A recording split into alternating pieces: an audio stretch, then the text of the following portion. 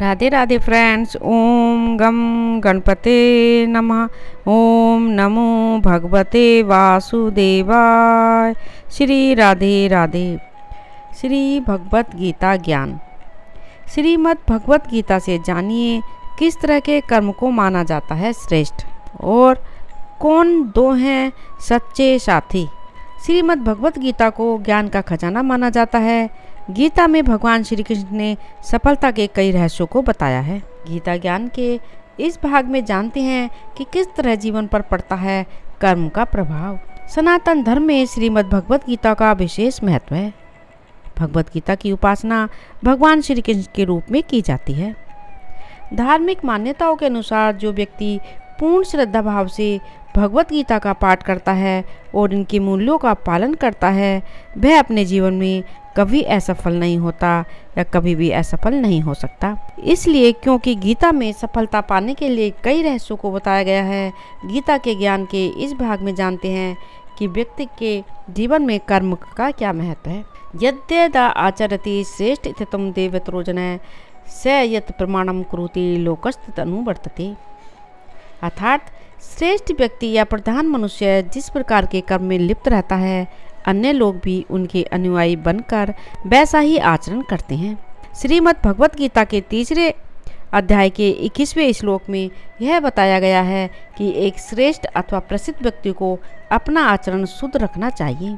प्रसिद्ध व्यक्ति का व्यवहार यदि हीन रहेगा तो अन्य लोग भी वैसा ही आचरण अपनाते हैं। यो न हिष्यति न दृष्टि न सोचति न कान रचति सुभाषु परित्यागी भक्ति मान्य सैमे प्रिया। अर्थात जो न कभी अधिक उल्लास मानता है न ही द्वेष में रहता है, जिसकी कामनाएं सीमित हैं और जो शुभ और अशुभ सभी कर्मों को त्याग कर देता है, वह भक्ति से युक्त व्यक्ति ही मुझको अत्यंत प्रिय है। अर्थात श्री कृष्ण को अत्यंत प्रिय है।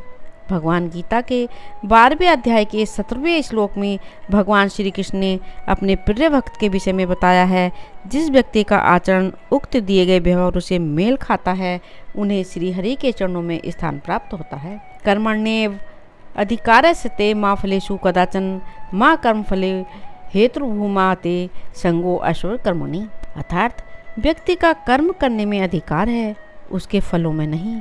इसलिए कर्म के फल के प्रति अधिक न सोचें या फल न मिलने पर कर्म न करने का विचार मन में न लाएं। गीता के 4थे अध्याय के 37वें श्लोक में भगवान श्री कृष्ण ने कर्म को प्रधान बताया है। साथ ही यह भी बताया है व्यक्ति को कर्म करने से कभी भी पीछे नहीं हटना चाहिए। श्री कृष्ण गीता में कहते हैं कि जीवन के सच्चे साथी ये दो ही हैं। श्रीमद् भगवत गीता में भगवान कृष्ण के उन उपदेशों का वर्णन है जो उन्होंने महाभारत युद्ध के दौरान अर्जुन को दिए थे। गीता सबसे प्रभावशाली ग्रंथ है। भगवत गीता को भगवान का गीत भी कहा जाता है। गीता के अनमोल वचन मनुष्य को जीवन जीने की सही राह दिखाते हैं। गीता जीवन में धर्म, कर्म और प्रेम का पाठ पढ़ाती है। गीता संपूर्ण जीवन दर्शन है और इसका अनुसरण करने वाला व्यक्ति जीवन में कभी भी निराश नहीं होता।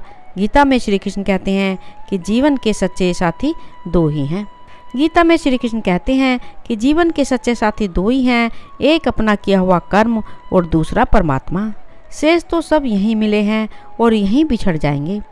श्री कृष्ण कहते हैं कि हमेशा सही के साथ खड़े रहो, भले अकेले ही क्यों ना खड़ा रहना पड़े।